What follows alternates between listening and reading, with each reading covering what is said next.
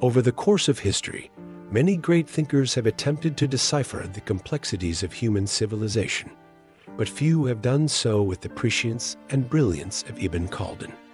Today, we delve into the fascinating life and timeless wisdom of this extraordinary scholar, exploring how his work laid the intellectual foundations for some of the most pivotal fields of knowledge and how his insights remain shockingly relevant even today.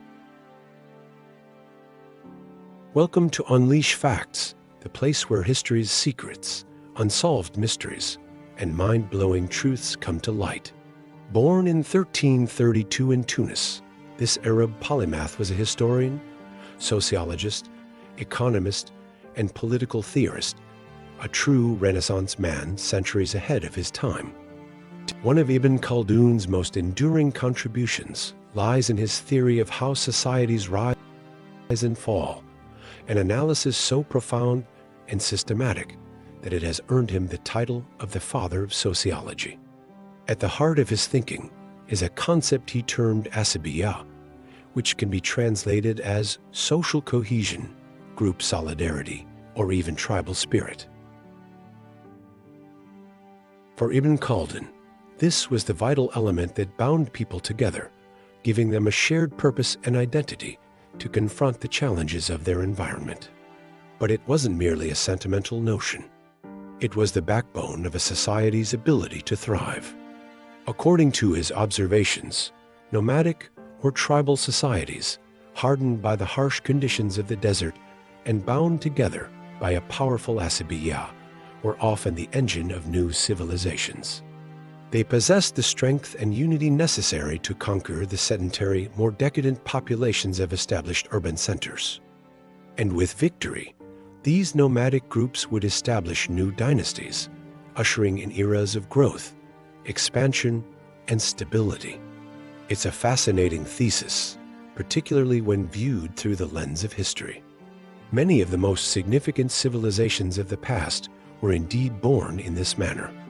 The Arab conquest of the Middle East and North Africa, for instance, was spearheaded by a coalition of nomadic tribes united under a powerful sense of religious identity and loyalty to their leaders. Similarly, the Mongol expansion across Eurasia can be seen as the product of a tightly knit, fiercely independent tribal structure that valued discipline, strategy, and an unquenchable thirst for adventure. However, the brilliance of Ibn Khaldun's analysis lay not in simply chronicling this process, but in dissecting its inner workings and predicting its inevitable decline. What happens, he wondered, when a nomadic group successfully conquers and settles in an urban area? How do they transition from being a cohesive fighting force to becoming the ruling elite of a vast empire? In answering this question, Ibn Khaldun made perhaps the most controversial yet compelling observation of his career. Civilizations, he argued, typically do not survive beyond 3 generations.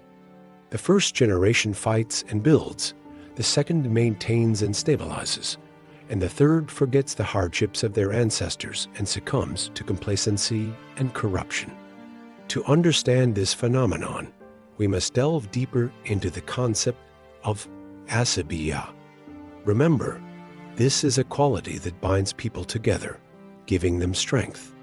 But once that unifying force fades, what holds the society together? As Ibn Khaldun observed, nothing. A civilization built on conquest inevitably faces the challenge of integrating diverse peoples into a single political entity. This process often requires compromise, cultural exchange, and a willingness to adapt. Over time, these concessions can weaken the very essence of the conquering group, diluting their original Asabiyyah and replacing it with a desire for comfort, luxury, and ease. The descendants of the conquerors become disconnected from the struggles and values that define their forebears. Instead, they focus on preserving their newly acquired wealth and power, leading to a concentration of resources in the hands of a few. This shift in focus brings with it a host of problems. The ruling class, cut off from the realities faced by the common people, becomes out of touch and unresponsive to their needs. At the same time, the masses, burdened by heavy taxes to support the lavish lifestyles of the elites and stripped of their traditional ways of life, grow resentful and disengaged. The result is a society teetering on the brink of chaos, ripe for the taking by new ambitious leaders who can exploit the growing divide and channel popular discontent into action. But if this is such an inevitable outcome, why don't societies take steps to prevent it?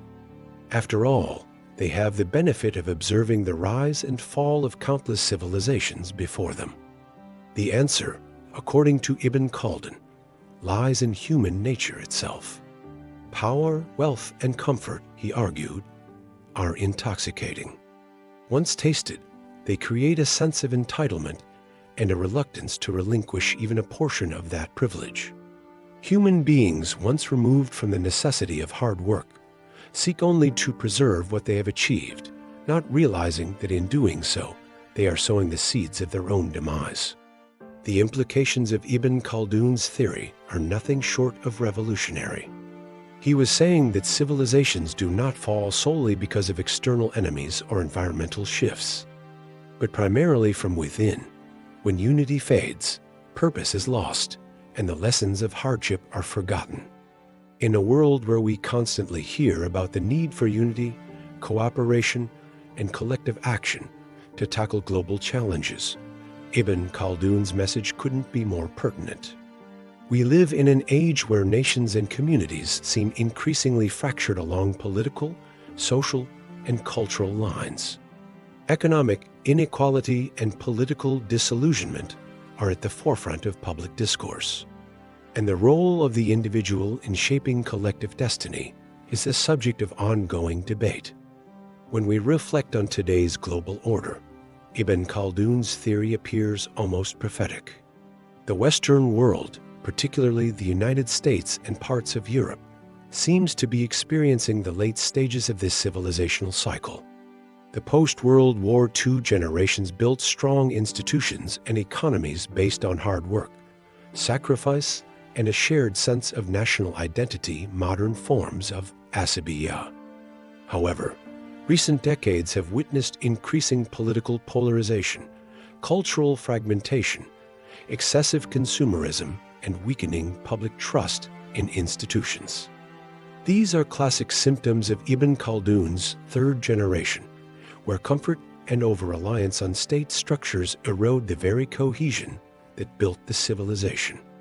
At the same time, emerging powers in the East, such as China or even certain nations in Africa and Southeast Asia, display characteristics of rising Asabiyyah, disciplined leadership, collective goals, population resilience, and long-term strategic thinking.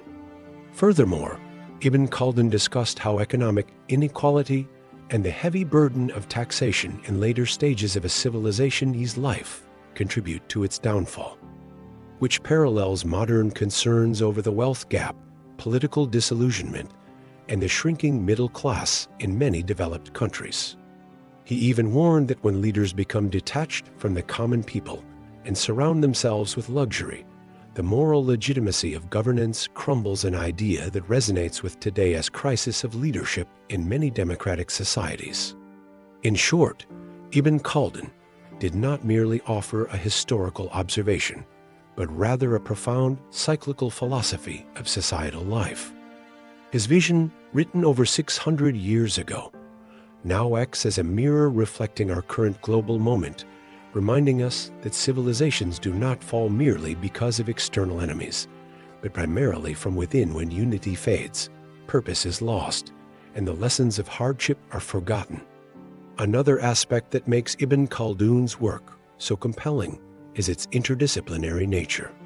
He seamlessly moved between history, sociology, economics, and political theory, weaving a rich tapestry of ideas that challenged the conventional thinking of his time and continues to inspire debate today.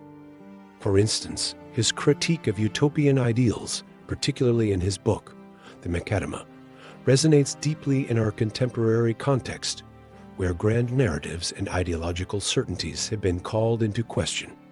Ibn Khaldun argued against the possibility of creating a perfect society, suggesting that utopian visions were not only impractical, but dangerous. Instead, he advocated for a pragmatic approach to governance, urging rulers to learn from the successes and failures of the past and adapt accordingly.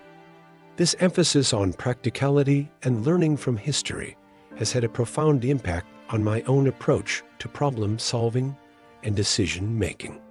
Moreover, Ibn Khaldun's work has been surprisingly influential in various fields. His ideas on economic cycles and the role of government spending anticipated many of the debates surrounding fiscal policy and the business cycle that would emerge centuries later. His concept of Asabiyyah has been invoked by scholars studying collective behavior, nationalism, and social movements. And his critique of bureaucratic inefficiency and corruption continues to resonate with anyone who has ever had the misfortune of dealing with a bloated, unaccountable state apparatus. Perhaps the most remarkable aspect of Ibn Khaldun's legacy is the fact that he was largely forgotten during the medieval period, only to be rediscovered and celebrated in the modern era. This resurgence of interest in his work began in the 19th century with European scholars who were captivated by his fresh perspective on history and his sophisticated understanding of social dynamics. Since then, his writings have been translated into numerous languages and have inspired generations of scholars across the globe. Today, we are witnessing a renewed appreciation for diversity and cross-cultural dialogue. And Ibn Khaldun's life and work stand as a testament to the richness and complexity of the human experience. In the year 2025, the global stage is eerily echoing the prophetic cycle described by Ibn Khaldun over 6 centuries ago. In the United States, the effects of unchecked capitalism and elite dominance have hollowed out the social core. Billionaires and corporate lobbies continue to manipulate policies in their favor, hoarding wealth while basic infrastructure crumbles and social services collapse under strain. The 2024 elections, marred by record-low public trust and mass protests, revealed a nation losing its civic soul, precisely the kind of decadence Ibn Khaldun warned would infect the third generation of a once mighty civilization. Meanwhile, in parts of Europe, especially France and Germany, unrest grows as citizens reject globalist policies and austerity measures pushed by wealthy technocrats and out-of-touch elites.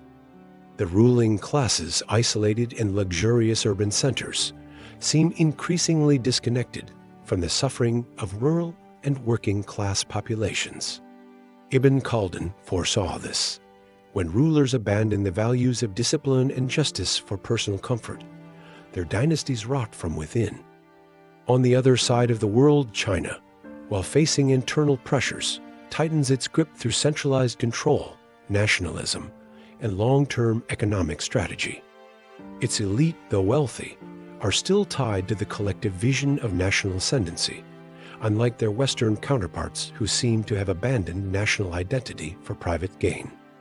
In Africa, countries like Nigeria and Kenya, once plagued by instability, begin to harness the energy of their youth and invest in regional self-reliance, rising not through foreign aid, but through necessity-driven innovation and cultural unity.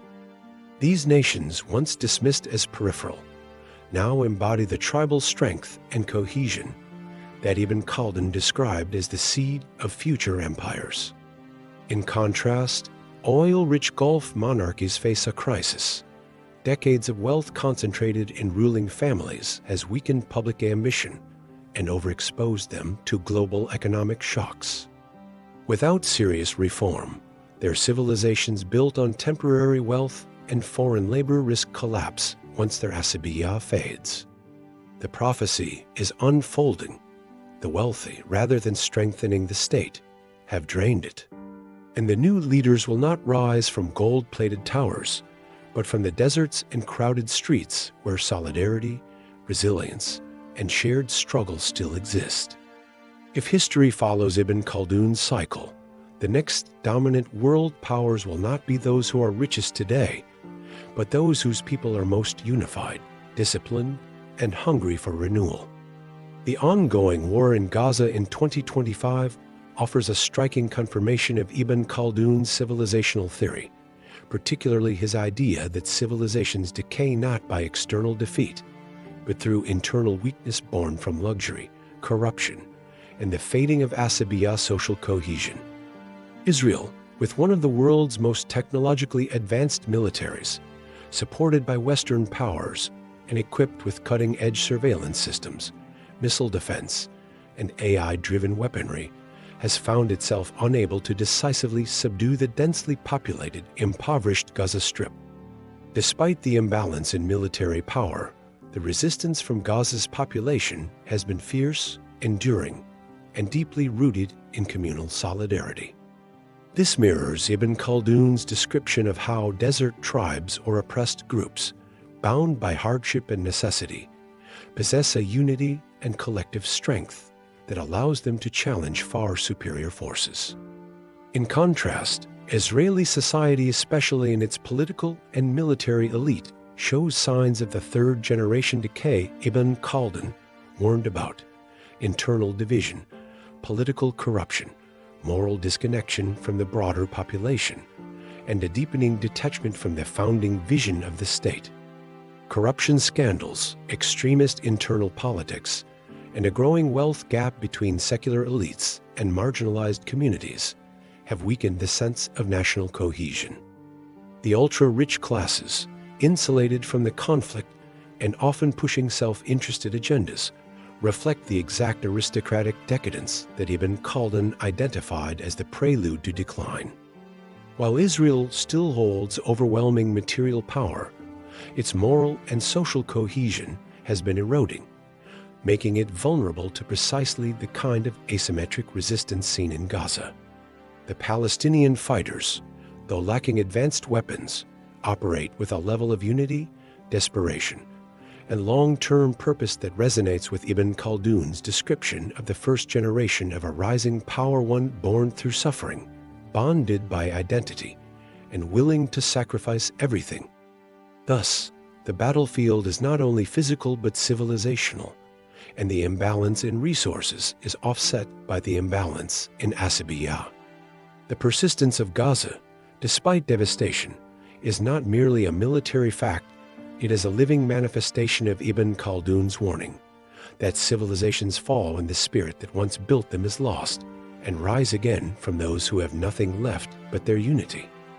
Afghanistan and Vietnam further confirm Ibn Khaldun's theory, just like Gaza.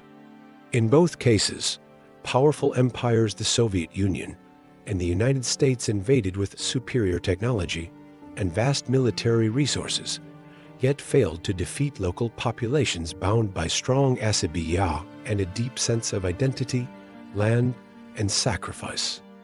The Afghans, despite poverty and destruction, resisted two superpowers over decades, and the Vietnamese, through unity and endurance, overcame both French colonialism and American intervention.